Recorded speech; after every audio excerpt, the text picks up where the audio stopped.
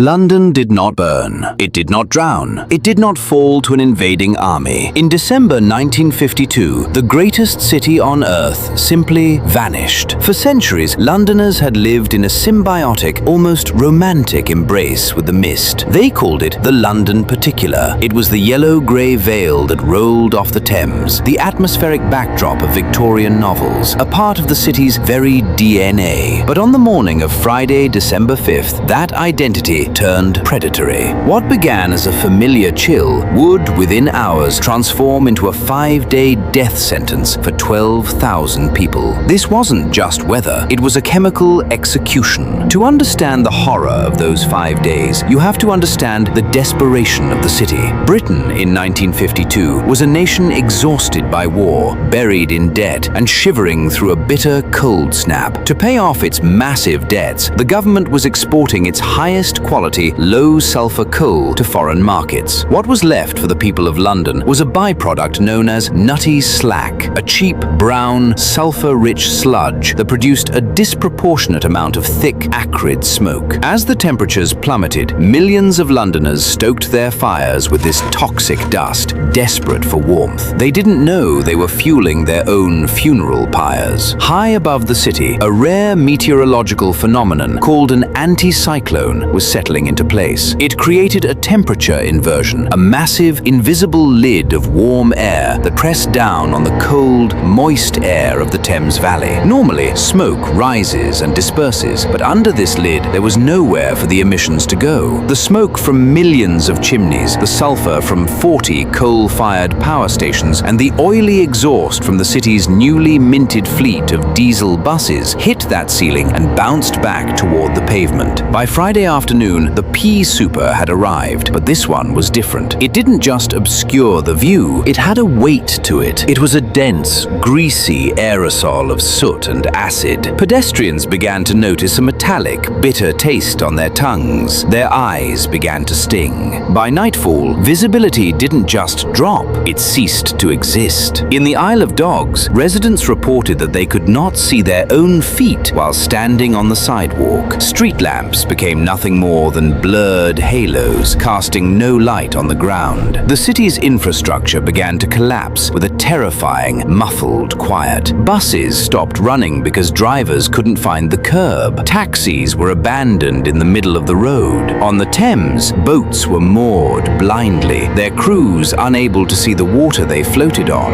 At Sadler's Wells Theatre, a performance of the opera La Traviata was halted after the first act because the smog had seeped into the building, filling the auditorium until the audience couldn't see the stage and the singers couldn't draw enough breath to hit their notes. Imagine walking home in this void. You are in a neighborhood you've known for 20 years, but you are utterly lost. You have to shuffle your feet to feel for the edge of the pavement. You reach out your hand to touch a wall, but your fingers come away coated in a black, oily grime. The air smells like rotten eggs and burning tires. Every breath feels like pulling a wet, acidic cloth through your throat. You hear the sound of thousands of people coughing, a wet, hacking chorus echoing off invisible buildings, but you see no one. And in this absolute darkness, a different kind of predator was at work. While the air was strangling the city, a man named John Reginald Christie was busy at 10 Rillington Place. Christie, an unassuming former special constable, used the fog as his ultimate cloak. He had already killed,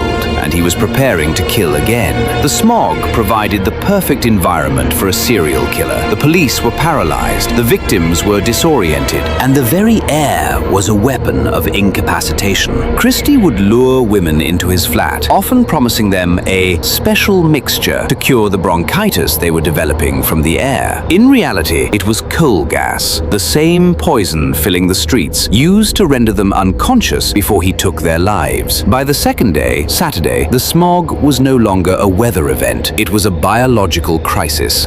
The sulfur dioxide in the air was reacting with the moisture in the fog to create dilute sulfuric acid. Londoners were literally breathing a corrosive mist. In the hospitals, the wards were filling with patients whose lips had turned a terrifying shade of blue. Their lungs were filling with with fluid, their bodies drowning from the inside out. Doctors and nurses, working by flashlight in smog-filled corridors, were overwhelmed. There was no medicine for this. Oxygen supplies were stretched to the breaking point. At the Smithfield livestock market, the environmental toxicity reached a grotesque peak. Prize-winning cattle brought to the city for exhibition began to drop dead in their pens. They were massive, healthy animals, yet they were asphyxiated by the very air they stood in. Desperate breeders tried to save their livestock by soaking grain sacks in whiskey and tying them over the animals' muzzles to act as improvised filters. It wasn't enough. When the cattle began to die, it should have been the final warning. If a 1,000-pound beast couldn't survive this air, what chance did a child or an elderly man have? Yet, the city tried to maintain its British reserve. People still went to work. They walked into the yellow gloom, covering their faces with scarves that would be coal black within minutes. There was no emergency declaration. Prime Minister Winston Churchill, aging and preoccupied with the Cold War, initially dismissed the deaths as a freak natural occurrence. His government feared the economic cost of admitting that the city's reliance on coal was killing its citizens. Anyone would think fog had only started in London since I became minister, one official remarked with chilling complacency. By Sunday and Monday, the mortality rate didn't just spike, it exploded. Undertakers, the first to truly realize the scale of the disaster, began to run out of coffins. Florists ran out of flowers. The morgues were so packed that bodies had to be stacked in the hallways. At the Middlesex Hospital, the mortuary overflowed into the anatomy department's dissecting rooms. The death rate in the East End increased ninefold. The elderly, the very young, and those with weak hearts were being harvested by the thousands. One 13-year-old girl was sent out into the void by her mother to fetch medication for her father, who was gasping for air in their living room. She describes the terror of the journey, a trip of only a few hundred yards that felt like an odyssey through a forgotten dimension. She navigated by keeping one hand on the cold brick of the houses, moving inch by inch, while the yellow-black haze burned her throat. She returned home to find the smog had slipped under their door, hanging in the stairwell like a ghost. Her father would be one of the lucky ones who survived, but he would carry the damage in his lungs for the rest of his life. The most unsettling detail of the Great Smog was its silence. There were no sirens, no explosions, no crumbling walls. It was a tragedy of subtraction. The city was being erased, person by person, in their own beds, in quiet hospital wards, and in the middle of abandoned streets. Visibility in some areas was reduced to a single meter. People tied ropes between their houses and the nearest corner shop just to ensure they could find their way back. When the wind finally changed on Tuesday, December 9th, and the rain began to wash the sky, the sun revealed a city coated in a greasy,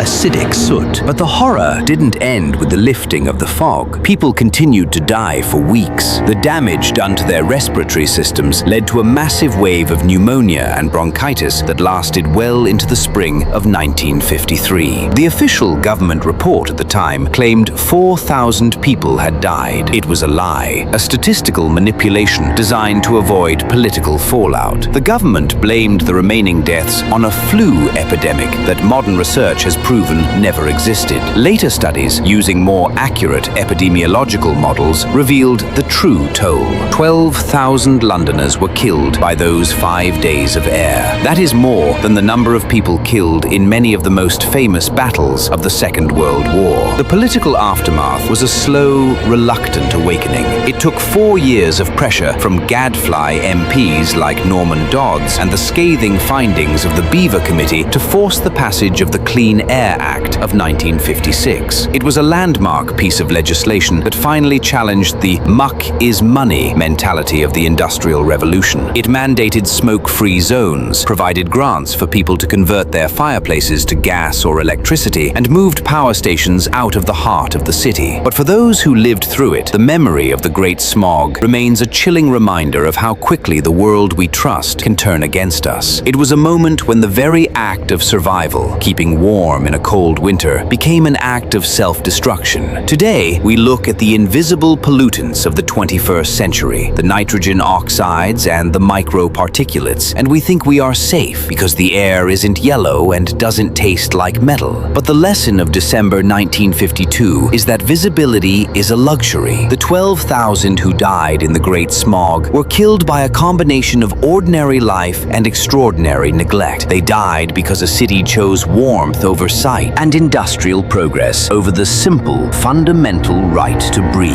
As we look back at the photographs of police officers holding flares to guide invisible buses through a lightless Piccadilly circus, we aren't just looking at a weather event. We are looking at a shroud. We are looking at the 5 days when London stopped being a city and became a tomb. And the most terrifying part? It could happen again. Not with the thick yellow soot of the past, but with the invisible, odorless toxins of the present. Because as long as we treat the air as a waste bin for our progress, we are all just one temperature inversion away from vanishing into the mist.